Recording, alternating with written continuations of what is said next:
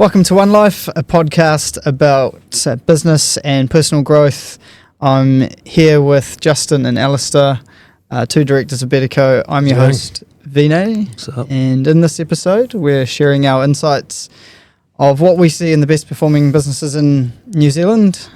Being accountants and advisors, we see quite a bit, and we want to share those insights back. So imagine if you could step into a time machine, go back to day one of your business and do all of these things from day one. Where would your business be today? And that is one of our hopes, that you can take some answers for some questions you might have had this year in 2024 and better that course or that journey in business. So welcome, Alistair. Welcome, Justin. Hello. Yeah, we're going through 5 things because, we could go through a whole bunch of things, when you look at small business and the best performing ones, but we'll try and stick to the 5 today. Yeah, we've come up with 5 and we'll do our best to go through the 5. If we get 3, we get 3. I think 3 is a good number for a lot of people to take, and if they don't have those 3, that's actually quite a bit of work. So I suppose when you look back over the last year, and it has been hard, 2024, I think everyone knows that, but there still have been some really good performing businesses across BetterCo and across industries. So, yeah, I think we can probably touch on that today. Yeah. And so one of the first things we came up with is numbers driven. You would go, oh, you're accountants, why are you dealing with just the numbers? But look, numbers tell you more than just what the numbers say. Yep. And the first thing we've got here is know your numbers and know your cash flow. So do you want to just give me a bit more? Yeah. Look, if you try to run a business that you don't know what your forecast is or what did you do last month, you're just flying blind. It's like trying to drive a car without any windscreen or eyes, really. And we see that a lot. People will just look at their bank app and judge how well their business is performing by how much money's in the bank account. Yeah, I'd be a rich man if I had the amount of time, $1 for the amount of time someone said, I just wake up and look at my bank balance in the morning. It's like, well. Yeah. I mean, if you're lucky, your business makes money without you looking at your forecasting and month to month, then it's still a good business. But what if the unlucky ones, What if it is a bad performing business? You want to identify that stuff pretty early on. Yeah. And I think this is one of the things we're trying to talk about, like the best performing businesses, right? Like most of the time, the best performing businesses don't need to be better or improve. We're just talking about what we see. Yeah, and the numbers, there's no excuses anymore. The numbers are there and they're in real time. The systems that we use these days, gone are the days where, you have to wait months to find out how you're going. So it's there for you every single day, every single hour, every single week, So I think there's no excuses anymore. And those best performing ones are looking at their numbers all of the time. I like that. I like that. And there's the whole beauty about having Xero and these cloud-based systems, right? You can have a pinpoint in your bank account and reconcile everything. Everything is live instead of a shoebox full of receipts. Remember back in the day, coding bank statements and punching it into a system, and then that could take a couple of days, and then a week later you may get something if you're lucky, So I think in this day and age, I'm showing my age a bit, but people today are very lucky. Yeah, and you really have to do something with the numbers. I think it's not enough anymore to just have them there and go, oh, I've got them if I want them. It's like, no, you need to set a little bit of a process to reflect on those numbers and then actually do something with them to plan for the future. Reflection's really key with those numbers. I mean, with the forecast, it has to tie back into your strategic business plan as well. You can't just wake up one day and say, let's do a forecast tomorrow and make more money. It doesn't work like that. It has to come from a bigger picture. What we tend to advise our client on is to start with a 10-year, what is your end game? Do you want to build this business to sell? Do you want to exit in 2 years? Do you want to run this business forever and have less time? What are your measures of success? And then sort of bring it down to your 3 to 5 year forecast at a high level. And then constantly tweaking it. And then shuffle that back down to your monthly targets, quarterly targets. Quite often if someone says to me I don't know where the business is going to be in 3 years, my answer back to them typically is, well, then you don't really know what your strategy is or what your plan is. You're probably not planning enough. Can't just take that year and kind of times it by 3 or add 5%. It feels like a very crass way of doing things these days.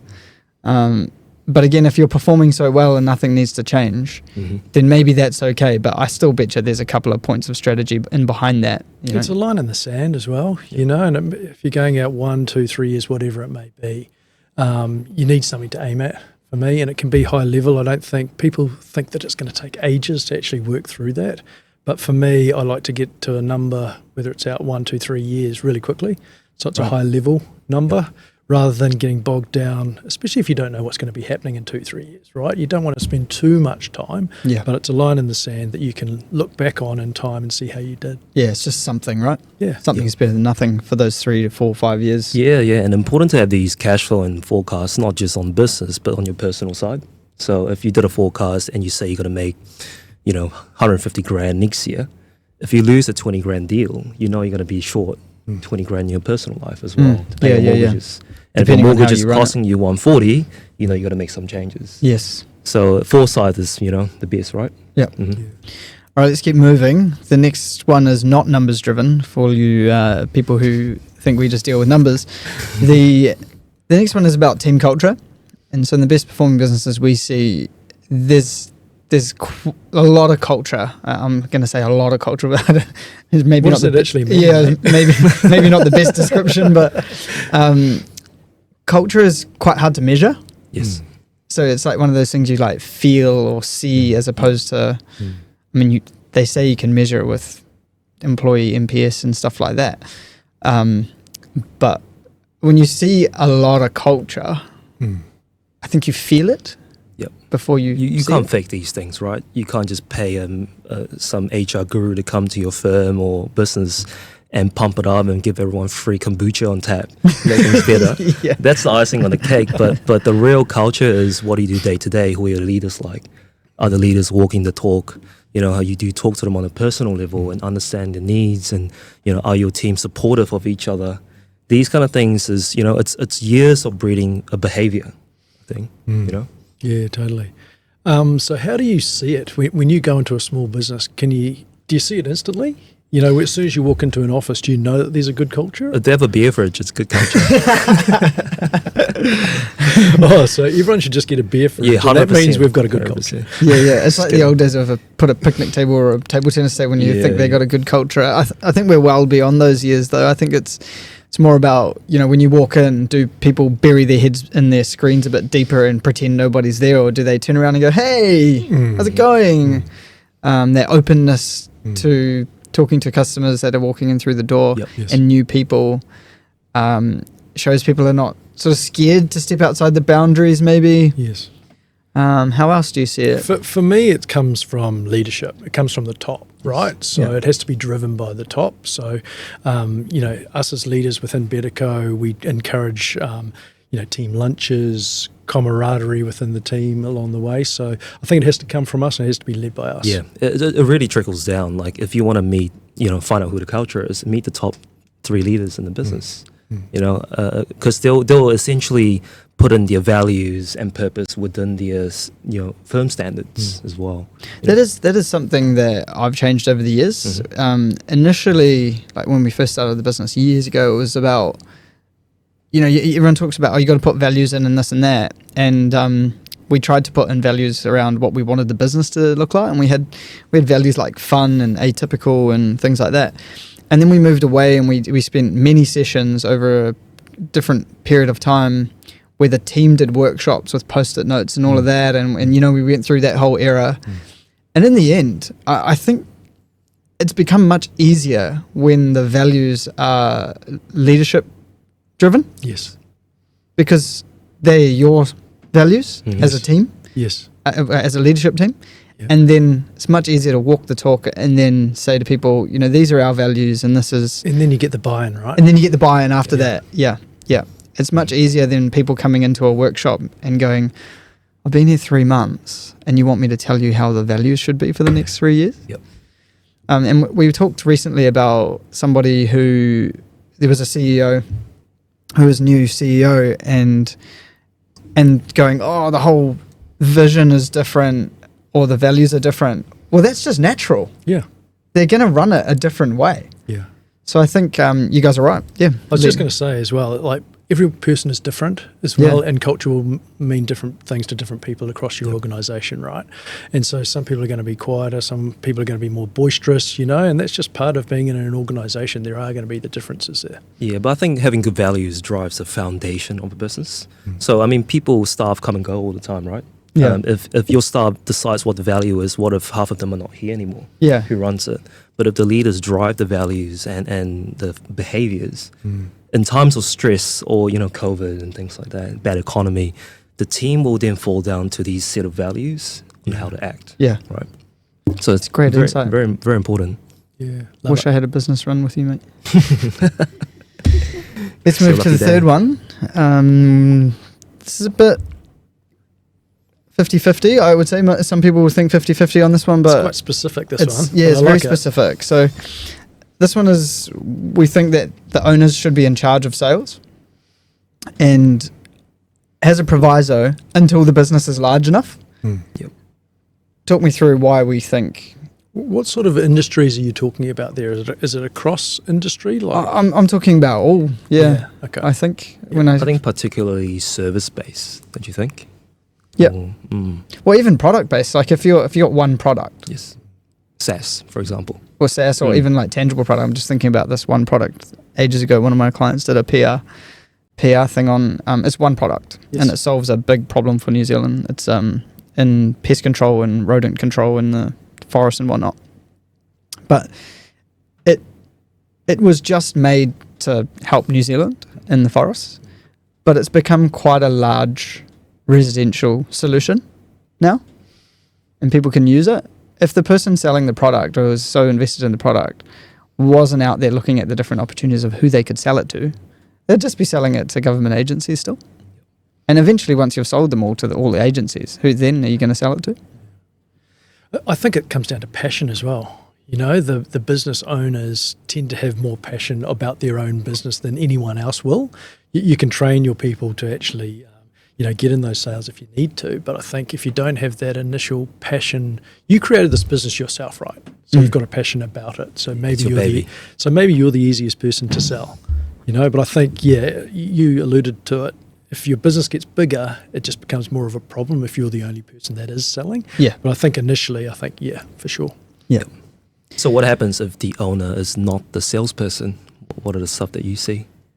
I think they have to hire someone who's a really good salesperson, but open to ideas.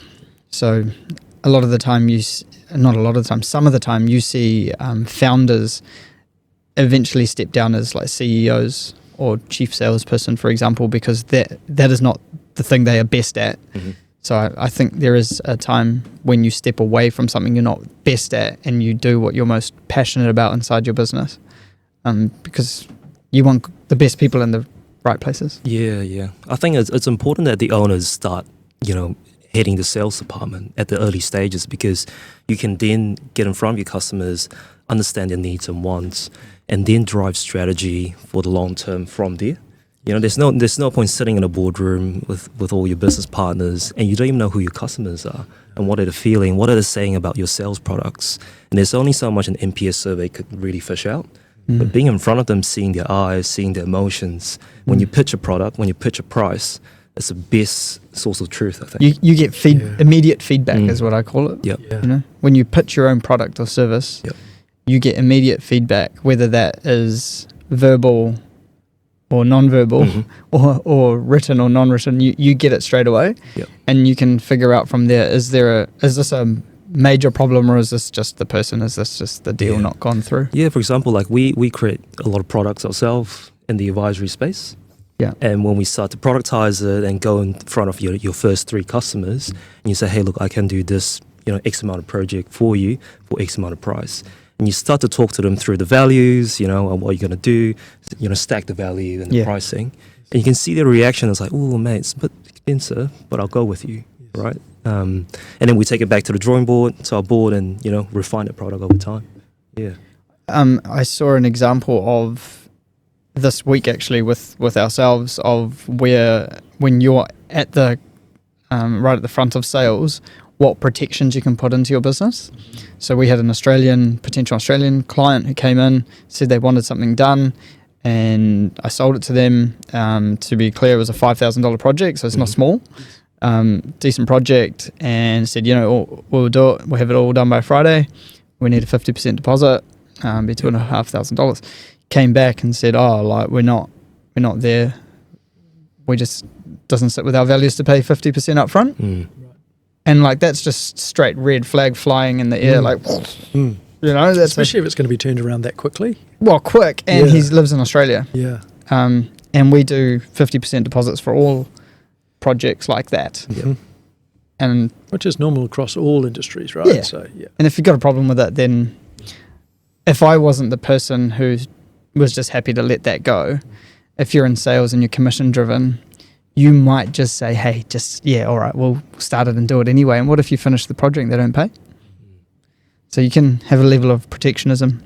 I might just add one thing, as the owner being the head of sales, if you like. I think the sooner that they push that down to the managers and then the rest of the team across services and products, the better so that all of the team can act as salespeople along the way. It's not just the business owners, because if you can get everyone selling, you're going to sell a whole lot more, right? So, but it's like learning the process of sales and learning your products, as we've said, inside and out, or services, and then getting the whole people, all of your people, to buy in to sell. Yeah. And ideally, everyone has to believe in that product you're selling. If your team member, even yourself, is not believing in a product, why are you selling it? Yeah, they say the first sale is to yourself. I was just about to say, you beat me to it, mate. Yeah. Would you like to say it again? And on that point, if you can teach your team to sell products and services that you deliver, and they're sort of like best of breed products, it helps you retain your customers, because you could be the first sale, but there could be a whole bunch of services or products that you offer as a business, and if there's not someone going back to those customers regularly and saying, you've got that problem, I can solve it with a sale. Because what people learn is as they scale the business, you're not going to be front of line in operations over time. Yeah. And when you're not front of line and you're the only salesperson, who's going to spot the opportunity? Yeah. If your team can't do it, you're leaving money on the table. 100%.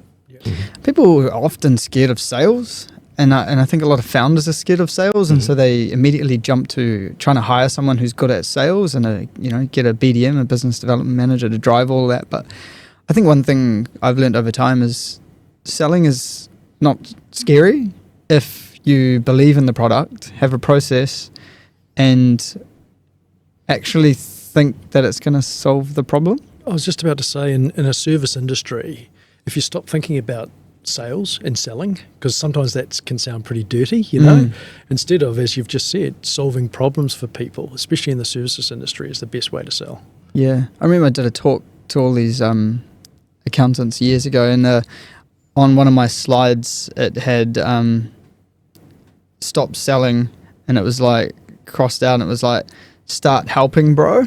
Or listening. Yeah. And it's just like, if you just get into the business of helping people, sweet. Even if you're in retail, ask the person, would you like to try this on? Take 2 into the changing room, maybe a small and a medium, because you could be one or the other. What if you didn't have someone? Or a different colour, or a slightly different style. Yeah, give them a yellow t-shirt instead of a navy and a blue. I went shopping on the weekend, mate, and I took 3 pairs of shorts into the changing room, thinking I was going to buy one. I ended up buying all 3. It's a shocker. You're the best customer. All right, let's move to the fourth one. Yep. Maybe not very, very 2024, but what do we believe this one is, Alistair? Mate, you got to work hard and work your ass off. Yeah. Yeah. And I think the thing here is that we're not saying just work hard. It's outwork the other fucker. Like you guys hear me talk sometimes when I get real competitive and passionate, and I'm like, if someone's here, and those that are listening to the audio, my hands are up. Someone's here, and if the ceiling's here, I don't give a shit. Go through the ceiling, like aim to go past it. It's like you should be that hungry and outwork to get there. You can hear Mr. Competition talking. You just, I don't know, but business a little bit when you're starting is about competition. Yes. Yeah. Not just with the person, your competitors, because that's the business definition, competitors, but with yourself. Yep. What can I achieve? It's a double-edged sword for me, because to work hard is so important, and the best performing businesses that we see, the teams do work really, really hard, but to what end? You know, so there has to be a balance, you know, and we talk, this is a OneLife podcast, right? So it's about your personal and your well-being and your health as well. Mm-hmm. So you can burn yourself out if you're too hard working over a long period of time. 100%. But having said that, still the best performing businesses that we see, they work bloody hard. Yes. Yep. At the right time, really. They know when to pull back. I think that's what they know. They know when to have boundaries on family time as well, and when they got to really work weekends or work a long time. Yeah. What we see is, you know, people will come to us and they say, "Hey, mate, I want to start a business. Screw my boss. I'm going to start something else." But they essentially created themselves a job, and I ask them, "Why do you want to start a business?" Because I don't want to work for a boss. I want to chill. What they're going to find very quickly is within the first 6 months or 2 years, it's not a 9-to-5 job. It's a 24-hour job. You're constantly thinking about business. You're sleeping, you're dreaming about a business on how to perfect it. And some people can't hack it, to be honest. And they fizzle out pretty quickly and they go back into contracting. Yeah. I think one of the things about working hard is and we're talking about balance, is you've got to do it in bursts. Mm-hmm. And one of the pieces of advice I give to my coaching clients is have something booked in, a holiday or something every 90 days, even if it's just a 2-day getaway. But just having good something advice to look forward to every 90 days gives you that gives you that energy to go again. Or if you're Alistair, just book that holiday again. You know, how many have you been on this year, mate? 4, man. Push harder than ever. You are living the dream. It's good. But I know myself, right? I go on holiday because I get burnt out if I don't take a 1-week break. And accounting is so intensive, and it's just so demanding that this is the only time I can really switch off with my wife and just have one-on-one time and not check my emails and all that stuff. Well, when you're in a service-based industry, 100%, and same with like real estate agents, salespeople, all that sort of stuff. When you're dealing in the business of people and you sell to people, you have to be on the whole time. Yeah, that's right. You're on the whole time because your phone keeps ringing, your emails keep going, and unless you're actually in a different time zone and you have an out of office on, and people go, "Oh yeah, he's on holiday or she's on holiday," that is when they give you the boundary respect. Otherwise, there's no boundaries. Yeah, totally. I think you do it well, and I think many other businesses that perform well do it as well, because it's not just a grind to the end of the year and then have your 3 or 4 weeks holiday. So I think you do need to have those breaks throughout the year. Yeah, and a lot of people get the wrong impression that the harder you work, the more money there is. Yes, to a certain extent. But in corporate, they train you to do that, right? They want you to work overtime. They want you to go on the clock and just die for the business if you can. But as a business owner, you're gonna sacrifice something else if you keep doing that, right? Whether it's family time, your personal mental space, and we see people get burnt out all the time. Yeah. What is the main thing you think that burns them out?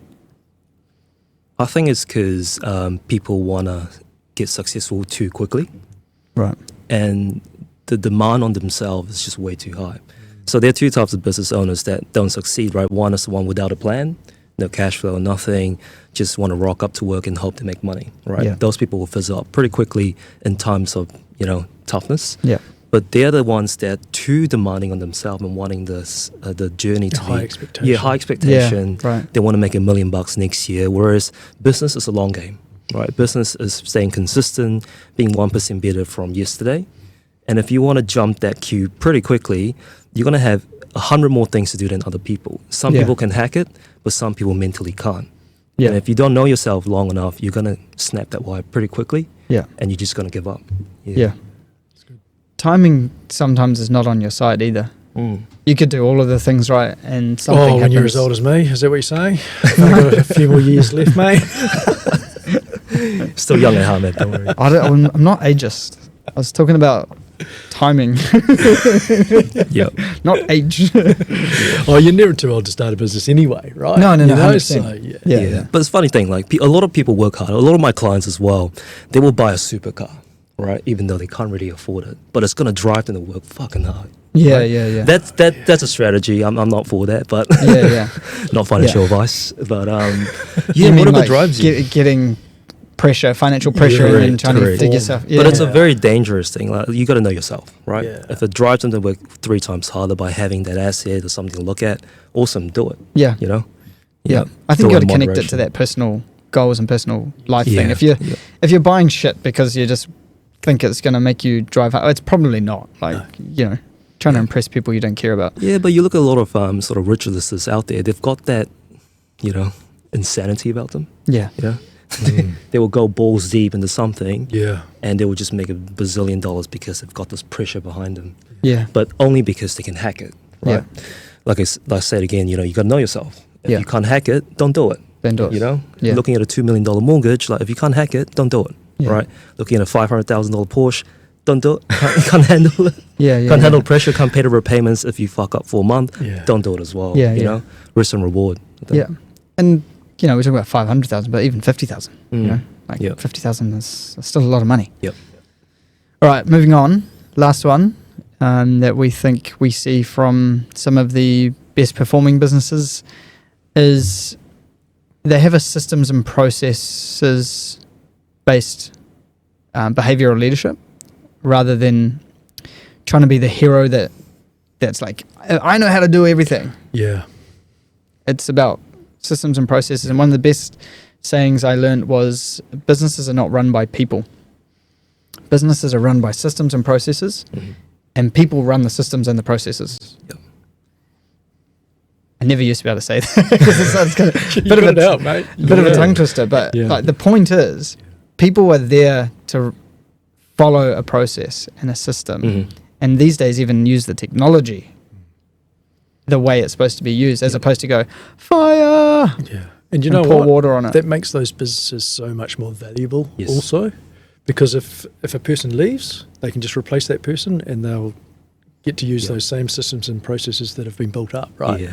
Yeah, so the business itself, because it has all those systems and processes, becomes more valuable. Yeah. And we get involved with mergers and acquisition all the time and helping clients to work with a broker to sell the business. And this is the biggest win for any sale, right? If the whole business is run by a process and the owner's barely there, it's a perfect business to sell. Yeah. And the value is higher. Even if the person is still in the business but following the systems and process, you just hand it to the next person. Yeah, but how many businesses out there are reliant on those owners or those managers to actually run the business? I would say like a high percentage. Oh, yeah, definitely. And so, if you're going to sell the business and it relies on you too much, it's not going to be worth as much. Yeah. It's pretty obvious, right? Like we always tell our clients, if you get hit by a bus, touch wood not, and you get out and you're out of the business for 2 months, would your business still run? Yeah. That's a good measure. And even same thing as going frequent breaks on holidays. If you go away for a week and your team can't handle it, that's not a business. You just have yourself a job. I would encourage everyone before they're ready to sell their business to go away for 2 months in a row and see what survives and what breaks, and then come back and fix everything that broke. Do it at the right time. Obviously, you don't impact the entire business by doing so, but do it. Yep. Can you give me some examples of systems or processes that you've seen in your clients? My two favourite ones, probably three favourite ones, are around people, finances, and sales. Yep. And so sales, I think, should have some sort of journey. So everything from a lead all the way through to... So a full customer journey. Yeah, like how you onboard it, how you quote it, how you then give it to the next person to do their bit. The HR, the people side, I think is really important, because if you're bringing people into your organisation and all you do is interview them and give them a job description, hire them, and then do nothing, like they're just lost souls. They want to follow something. So I think it starts immediately there to be like, something needs to happen next. Like, here's a welcome letter. This is what you got to wear on your first day. This is where you park. And that gives that person confidence that when they're going to come in, they're going to have some sort of process to follow and add the most value. And then numbers. I just get annoyed when people look at their balance and think everything's okay. I want to know, do you know exactly how much is going to be left after the 20th? What happens if you don't get paid by everybody on the 20th? And so there better be a system in place. So a cash flow system. Yeah, whatever it is. Yeah. Even a system to pay us to give the management reports on a monthly basis. That's still a system, right? Because you don't have to do it on holiday. So you can outsource and you can use people. And what we mean by being a hero is you don't have to do everything yourself, even though it feels good. Example, operations project went on fire, and the senior calls the owner and say, "Hey mate, something's gone on here. I need your help. He's like, cool, chuck the cape on, fuck it, step aside, I'll sort it out for you. Yeah. But a senior will never learn from that mistake ever. Whereas a systems-based process is like, look, we've got an SOP built out, standard operating procedure for those built out. Have a look at the system. What went wrong? Is it level 1, 2, and 3? Have a look at the responses you need to combat that, and I'll guide you through that process so you can handle it from next time. Love it. So that's a very clear example, very easy. You know, it's just a piece of one paper. Yeah. Big corporates do it all the time, but doesn't mean SMEs can't do it. Yeah. You know, a small-time tradie or a Sparky could also have a really good system. Yeah. Right. I think the one thing about systems and processes, and again, I'm just going to add technology to that, is you're never done. There should be a version 1, version 22, version, you know, it should just never be done, and you're just constantly refining. Yes. All right, we better just quickly wrap up. So those 5 things that we did talk about, even though there are, you know, probably 20 things that we see from the best performing businesses, we said know your numbers or your cash flow, great team culture, the owner's in charge of sales until the business is large enough, because they do need to hand that on. You need to work hard with balance, and you should have a systems and process driven business. There were a couple of things that I just noted that you guys said which were really cool. But it's 2024, there's no excuses anymore. Don't run blind. Have a strategy and tie everything back to strategy. The leaders need to walk the talk, and this comes from the top. You know, everything comes from the top, including passion. And the business owners generally have more passion about their product or their service and their people. So don't expect your employees or your salespeople to have more passion than you and then expect the same result that you might deliver. Balance is very important. Again, we're about OneLife. This is a podcast about OneLife. Work hard, but you're not allowed to burn out. And to do that, maybe have personal things to look forward to. Yeah. And just have fun, I reckon. Business can be fun if you run it the right way, if it's not stressful. You know? And it can be. We've seen a lot of successful businesses in our client base that's living the dream. You know, 10 hours a week, getting paid a nice dividend, go to Fiji twice a year. Yeah. And still running an amazing life. Yeah. You know, stop looking in the mirror, mate. And I think we can all aspire to be a great performing business, right? Yeah. So I think New Zealand businesses can be better, maybe. Yeah. But we should aspire to be great. Yeah. Yeah. And we've talked about businesses here, right? Like not starting a company and creating a job for yourself. This is a proper business. Yep. The best performing ones we see that make the most money and the people have the least amount of stress. And that's what we call a top performing business. Thanks, Justin. Thanks, Awesome. Alistair. Thanks, guys. That's a wrap. Thank you.